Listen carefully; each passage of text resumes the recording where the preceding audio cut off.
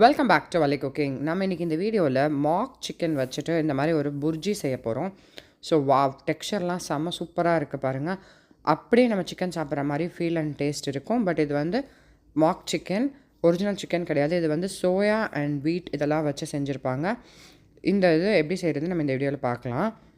அதுக்கு ஃபர்ஸ்ட் நம்ம வந்து இந்த மாதிரி மாக் சிக்கன் வாங்கிக்கலாம். இதிலே சைவ கோழின்னு எழுதியிருக்கும். நான் இப்போ வாங்கியிருக்கிறது வந்து ரோஸ்டட் சிக்கன் வாங்கியிருக்கேன். இது நார்மலாகவும் இருக்கும். ஸோ நீங்கள் எந்த சூப்பர் மார்க்கெட் டிபார்ட்மெண்ட் ஸ்டோர்ஸில் பார்த்தீங்கன்னாலும் நீங்கள் இந்த பிராண்ட்ஸ் வந்து இங்கே இருக்கிற அவைலபிலிட்டி பிராண்ட் வந்து இந்த பிராண்ட் வாங்கியிருக்கேன். நீங்கள் அங்கே என்ன அவைலபிலிட்டி பிராண்ட்ஸோ அது வாங்கிக்கிட்டிங்கன்னா அதுலேயுமே வந்து குக்கிங் இன்ஸ்ட்ரக்ஷன்ஸ்லாம் கொடுத்துருப்பாங்க. நம்மளுக்கு ஈஸி மெத்தடில் நம்மளுக்கு எந்த மாதிரி பொரியல் பண்ணி சாப்பிட்டா நல்லா இருக்குமோ அந்த காம்பினேஷன்ஸ்லேயும் நீங்கள் செஞ்சுக்கலாம். அதில் இதில் ஃபாலோ பண்ணிக்கலாம். எக்ஸ்பைரி டேட்டா அந்த இதெல்லாமே நீங்கள் செக் பண்ணிவிட்டு இதை நம்ம இப்போ ஓப்பன் பண்ணி எடுத்துடலாம். ஓப்பன் பண்ணி பார்த்தீங்க அப்படின்னா உள்ளே வந்து நம்மளோட மீல் மேக்கர் இருக்கும்ல அந்த ஃபார்மேட்டில் தான் இருக்கும். ஏன்னா இது மெயினாக சோயா பேஸ்ட் ஃபுட்டு தான். ஸோ இந்த மாதிரி சின்ன சின்ன பீசஸாக இருக்கும். நம்ம வந்து இப்போ புர்ஜி மாதிரி செய்கிறதுனால இதை நம்ம இன்னும் சின்ன சின்ன பீசஸாக கட் பண்ணிக்கலாம். நம்ம சிக்கனில் என்ன அளவுக்கு ப்ரோட்டீன்ஸ் இருக்குமோ அதே அளவுக்கு கிட்டத்தட்ட இதுலேயும் அதே ப்ரோட்டீன்ஸ் இருக்கும். ஸோ இது நீங்கள் வந்து தாராளமாக எடுத்துக்கலாம். வெஜிடேரியனாக இருக்கிறவங்களுக்கு இது நல்ல ஒரு ப்ரோட்டீன் சோர்ஸாக இருக்கும். சோயாவே சாப்பிட்டுட்டே இருக்க முடியாது எப்போயுமே. ஸோ அதுக்கு ஒரு ஆப்ஷன் ஆல்டர்னேட்டிவாக இந்த மாதிரி மாக் சிக்கன், மாக் மட்டன் இதெல்லாம் நீங்கள் எடுத்துக்கலாம் ப்ரோட்டீன் சோர்ஸஸ்க்கு. இதை எடுத்து அன்பேக் பண்ணிவிட்டு ஹாட் வாட்டரில் ஜஸ்ட்டு நான் உப்பு போட்டு வாஷ் பண்ணி வச்சுருக்கேன். ஜஸ்ட் நல்லா வாஷ் பண்ணி எடுத்துக்கலான்னு. நம்ம சோயா ஊற வைக்கிற மாதிரி ஊற வைக்க வேண்டியதில்லை. ஜஸ்ட் வாஷ் பண்ணி எடுத்துகிட்டு அந்த தண்ணியை ட்ரைன் பண்ணிடுங்க. இதை ப்ளைனாக சாப்பிட பிடிச்சவங்க இப்படி எடுத்துக்கலாம். நீங்கள் ட்ரை பண்ணி பார்த்துட்டு இல்லைன்னா கொஞ்சம் பொட்டேட்டோஸ் கூட ஆட் பண்ணிக்கலாம். நான் இப்போ வந்து ப்ளைனாக தான் செஞ்சு காட்ட போகிறேன்.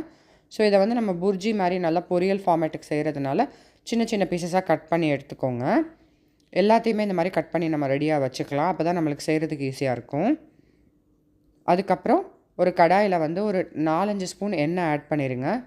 அதெல்லாம் வேகிற அளவுக்கு. அதுக்கப்புறம் கடுகு, உளுந்தம்பருப்பு, சீரகம், சோம்பு இதெல்லாம் ஆட் பண்ணிக்கலாம். கொஞ்சம் மசாலாஸ்லாம் நல்லா ஆட் பண்ணிங்கன்னா சாப்பிட்றதுக்கு நல்லாயிருக்கும், அந்த ஃப்ளேவராக இருக்கும். இதெல்லாம் நல்லா வெடிச்சிடட்டும். ஸோ இது வந்து பார்த்திங்க அப்படின்னா தயிர் சாதம், ரசம் இதுக்கெல்லாம் வந்து நல்ல காம்பினேஷனாக இருக்கும் இந்த பொரியல் வந்து.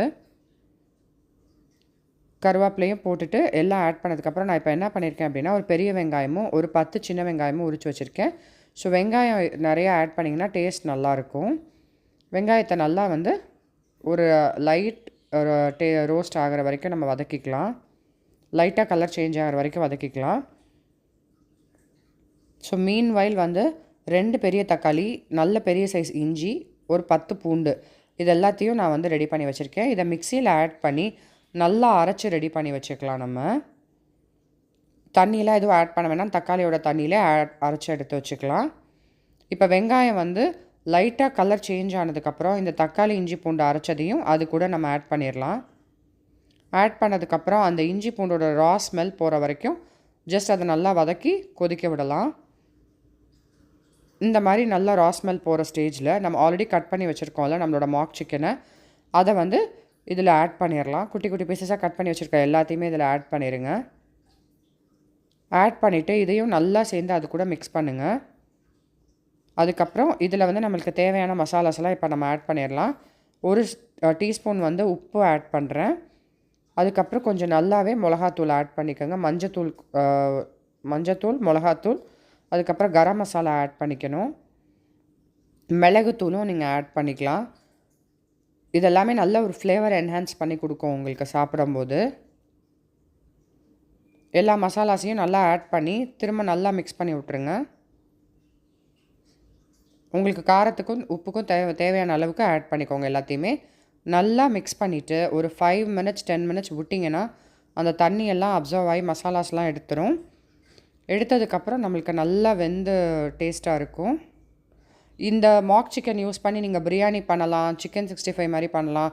ஸோ உங்களுக்கு என்ன மாதிரி காம்பினேஷன்ஸ் பிடிச்சிருக்கோ ட்ரை பண்ணலாம். நான் இப்போ ஜஸ்ட் வந்து புர்ஜியாக ஹெல்த்தி ஃபார்மேட்டாக பண்ணியிருக்கேன். இதில் ஆயில் வந்து பிரிஞ்சு வரது தெரியுது பாருங்கள். இந்த மாதிரி ஸ்டேஜ் வந்துருச்சுன்னா நம்மளோட புர்ஜி சூப்பராக ரெடி ஆகிடுச்சு. நம்ம இப்போ அடுப்பை ஆஃப் பண்ணிவிட்டு சர்வ் பண்ண எடுத்துக்கலாம். ஸோ சூப்பராக ரெடி ஆகிடுச்சு நம்மளோட மாக் சிக்கன் புர்ஜி.